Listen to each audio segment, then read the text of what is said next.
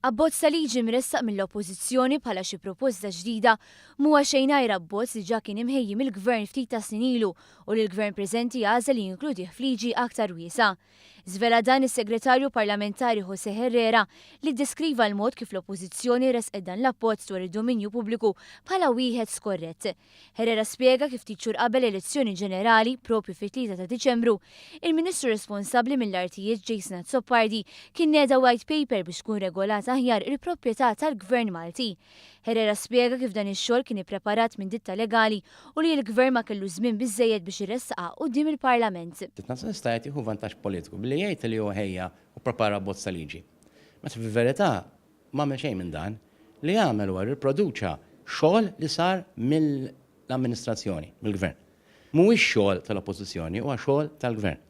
U allura għandu jgħidha. Herrera spjega kif il-Gvern ilu għal dawn l-aħħar 8 xhur jipprepara liġi integrali marittima, liġi li Malta kienet obbligata li tabbozza sa mill-2007.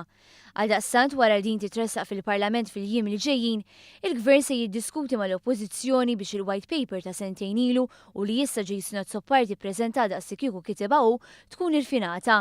Dan biex tkun integrata bħala parti mill-politika marittima li ħejja l-Gvern. Taħt dan id-dokument, taħt din il-politika integrata nibdu ħorġu dawn il-liġijiet fuq bunkering, fuq portijiet, fuq kif għandna tinsaw il-Freeport, fuq din il-liġi partikolari, dan huma kollha aspetti differenti tal-liġi holistika marittima. Dakka kien l-iskop tiegħi. Issa li ġara hu li din liġi ġiet ippreżentata b'mod iżolat.